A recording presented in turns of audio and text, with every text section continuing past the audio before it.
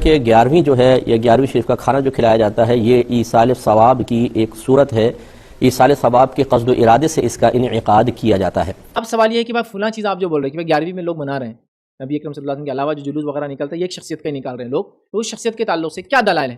السلام علیکم ورحمۃ اللہ وبرکاتہ۔ امید کرتا ہوں تمام دوست و احباب بخیر وفیت ہوں گے۔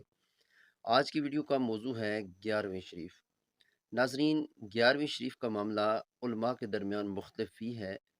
کچھ علماء اسے جائز قرار دیتے ہیں جبکہ کچھ بدعت سمجھتے ہیں، اس لیے اس بارے میں حتمی رائے دینا مشکل ہے۔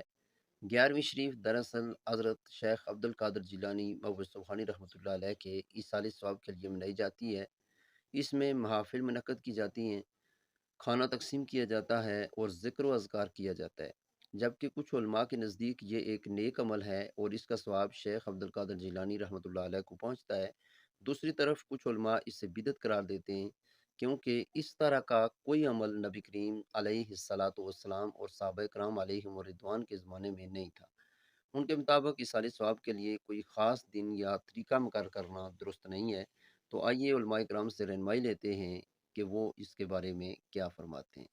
کہ 11ویں جو ہے یا 11ویں شریف کا کھانا جو کھلایا جاتا ہے یہ ایصال ثواب کی ایک صورت ہے۔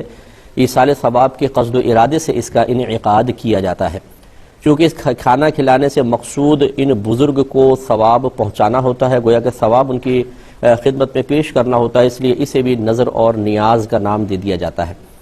اس کی شرعی حیثیت اگر اچھی نیت کے ساتھ ہو اور تمام قیودات شرعیہ کا لحاظ رکھا جائے، اس میں کوئی خرافات شامل نہ ہوں، تو مستحب کی ہے کہ اس میں ثواب حاصل ہوگا۔ کرنا کوئی فرضیہ واجب نہیں ہے، لیکن کریں گے تو ثواب حاصل ہوگا اچھی نیت کے ساتھ۔ تو پھر اس کھانے کے اندر کیا پرابلم ہے؟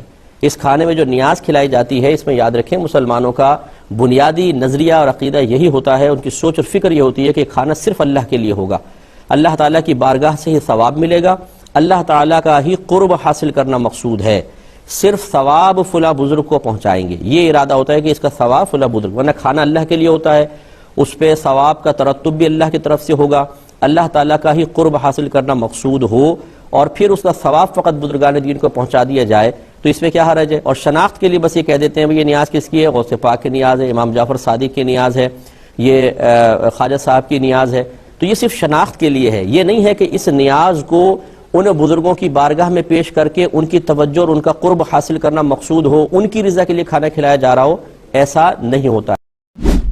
اب سوال یہ ہے کہ بھائی فلاں چیز آپ جو بول رہے ہیں کہ 11ویں میں لوگ منا رہے ہیں، نبی اکرم صلی اللہ علیہ وسلم کے علاوہ جو جلوس وغیرہ نکلتا ہے یہ ایک شخصیت کا ہی نکال رہے ہیں لوگ، تو اس شخصیت کے تعلق سے کیا دلائل ہیں؟ تو مسئلہ یہ ہے کہ دلائل تو وہ دے جو منا رہے ہیں، جو شخصیت نبی کے زمانے میں تھی ہی نہیں، نبی کے بعد آئی، اس کے منانے کا، جلوس کرنے کا، اس دن خاص عبادتیں کرنے کا، صدقات اور خیرات، دلیل ان کے پاس کیا ہے؟ وہ ثابت کرے اس عمل کو۔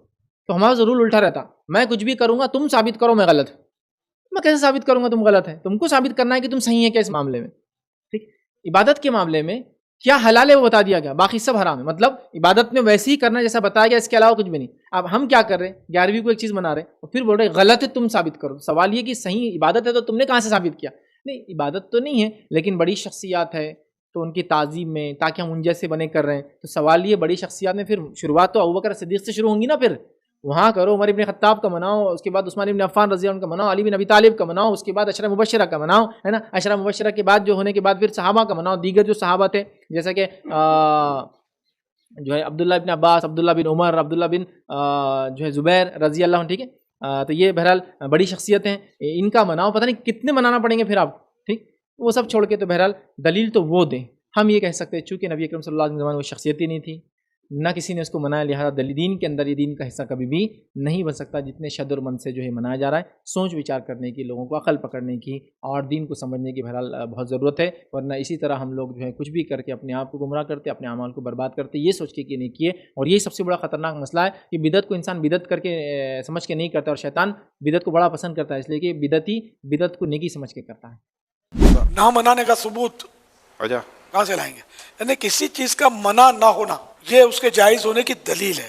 حضرت سیدنا عبداللہ ابن مسعود رضی اللہ تعالی عنہ فرماتے ہیں وَمَا رَآهُ الْمُسْلِمُونَ حَسَنًا فَهُوَ عِنْدَ اللَّهِ حَسَن، اور جس شے کو مسلمان اچھا سمجھے وہ اللہ کے یہاں بھی اچھی ہوتی ہے۔ اب یہاں کون سے مسلمان اچھا سمجھے؟ تو فتح رضویہ شریف میں اس کا یہ ہے کہ اہل علم و تقوی. الحمدللہ 11ویں شریف تو صدیوں سے اپنے اپنے انداز میں علماء صلحاء مناتے آ رہے ہیں. اس لیے وہ ہر چیز کے لیے یہ کہنا کہ اس کا ثبوت، تو ثبوت میں صحیح کہتا ہوں، یہ اصول ثبوت یہی ہے کہ کسی شے کے عدم جواز کی دلیل نہ ہونا خود دلیل جواز ہے، ورنہ تو آپ قدم بھی نہیں اٹھا سکتے. لینتر کی مسجدیں کہاں ہوتی تھی اس دور میں؟ کارپیٹ کس طرح کے بچھتے تھے؟ پکی چھتیں کہاں تھی؟ مسجد نبوی شریف کی بھی کوئی اس طرح کی پکی چھت تھوڑی تھی. دیکھیں، کھانا اگر حلال پیسوں سے بنا ہے، اللہ کے نام پہ بنا ہے، اور اس کا مقصد تھا شیخ عبد القادر گیلانی رحمۃ اللہ علیہ کی روح کو ثواب پہنچانا، تو کھانا بذات خود تو حلال ہے، یعنی اس میں کوئی حرام کا عنصر نہیں ہے، ظاہر ہے.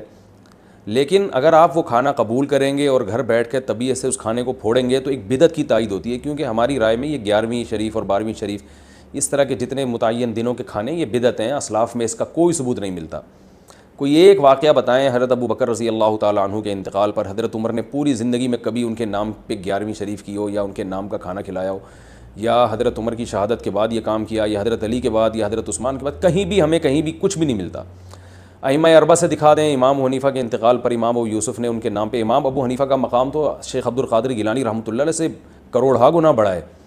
امام شافعی کا مقام تو شیخ عبد القادر گیلانی رحمۃ اللہ علیہ سے کروڑہا گنا بڑا ہے. تو ان کے نام پہ بھی کبھی کسی نے نہیں کی اور آج بھی نہیں کرتے. تو حضرت شیخ عبد القادر گیلانی رحمۃ اللہ علیہ، ہم ان کی خاک کے برابر بھی نہیں، وہ ہمارے بزرگ ہیں، مگر اور انہوں نے خود بھی یہ بات نہیں کہی ہے. حضرت شیخ عبد القادر گیلانی رحمۃ اللہ علیہ نے کہیں بھی خود بھی یہ ترغیب نہیں دی کہ میرے بعد یہ سب کچھ کیا کرو.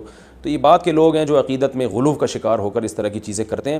تو ہمیں اسلام کو دیکھنا ہے، جو اسلام نے جیسے کہا. تو اگر آپ یہ کھانا قبول کر کے کھائیں گے تو ایک بدعت کی تائید ہوگی، اس لیے اس سے اجتناب کرنا لازم ہے، اور محبت سے سمجھا دیا کریں، پھڈے بازی نہ کریں کسی سے.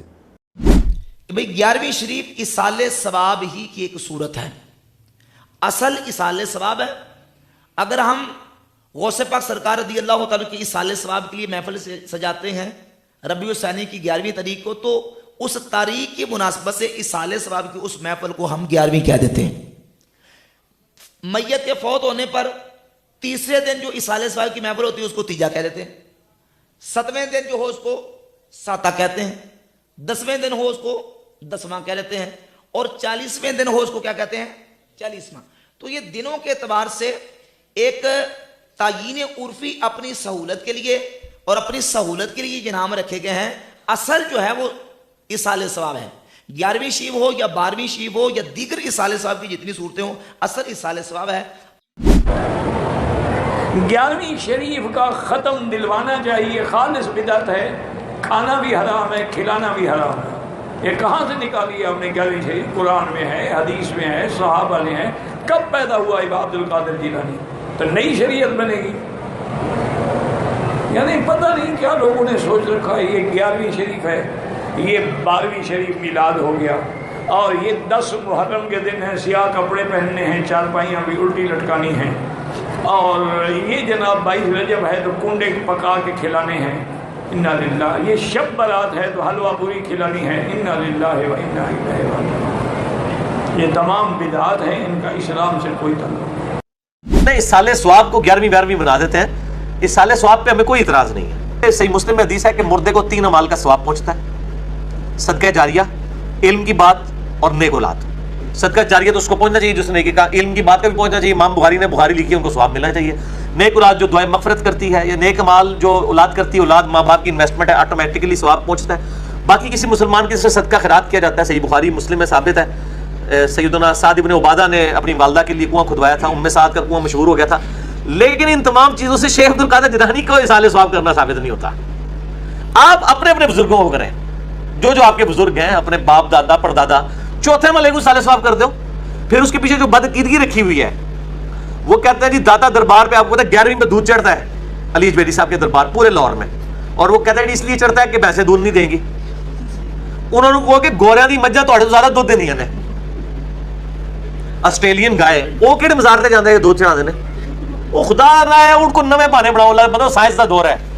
جاؤ لپیٹو اپنے ساریاں جڑا نا کوڑ کباڑ چک کے تے جا کے اگ لاؤ. اللہ دے بندو دودھ نہیں دینیاں، دودھ دینگیاں. انہوں نے اتنے لے کے ساڈے کو دودھ دینگیاں. جو کھانے لوگ پکاتے ہیں نا، یہ ہیں 2 قسم کے. بات کو واضح طور پر آپ سمجھیں. ایک ہے عام میتوں کے ایصال ثواب کے لیے لوگ بے شک وہ تیسرے دن کریں یا 10ویں دن کریں، وہ کوشش کرتے ہیں کوئی کھانا پکا کر کھلا کر ہم دعا کریں کہ اللہ تعالیٰ میت کو اس کا ثواب پہنچائے۔ یہ بات بذات خود بری نہیں ہے، اچھی بات ہے میت کے لیے دعا کرنا اور اس کے لیے صدقہ کرنا، اس میں خرابی نہیں۔ ایک کھانے وہ ہیں جن پر کوئی پڑھے یا نہ پڑھے، قرآن مجید کو اپنے ذہن سے نکال دیں، قرآن پڑھنا نہیں حرام کرتا، یہ نیت حرام کرتی ہے کہ وہ کھانے اولیاء اللہ اور نیک لوگوں کی نظر و نیاز کے طور پر پکائیں اور ان کے بارے میں یہ بیان کریں کہ یہ نیازیں دینے والے کے کام ہوتے ہیں، برکت ہوتی ہے، ولی اس کے کام میں برکت دیتے ہیں، اور اگر وہ نہ کرے تو نقصان ہو جائے گا۔ ایسے کھانے جو ہیں وہ مشرکانہ نیازیں، اس پر قرآن پڑھا جائے یا نہ پڑھا جائے، وہ اس نیت سے جب پکائے جاتے ہیں تو حرام ہو جاتے ہیں، انہیں نہیں کھا سکتا آدمی، اگر کھاتا تو وہ مشرکوں کا ساتھ دیتا۔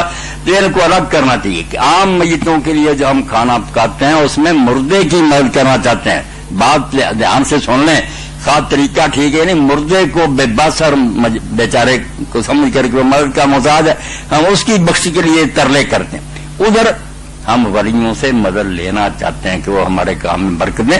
یہ دو بالکل الگ چیزیں، اگر مردے کی آپ مدد کرنا چاہتے ہیں تو طریقہ اگر آپ ٹھیک کر لیں کسی عالم سے پوچھیے، مگر وہ بات ٹھیک ہے، اور اگر آپ چاہتے ہیں کہ یہ نیازیں دے کر جیسے اللہ کی قربانی اور نیاز ہوتی ہے ہم ولیوں کو خوش رکھیں، وہ ہمارے کام میں برکت دیں، تو پھر تو صاف ظاہر ہے کہ یہ مشرکانہ عقیدہ وہ کھانے ناپاک ہی ہوں گے۔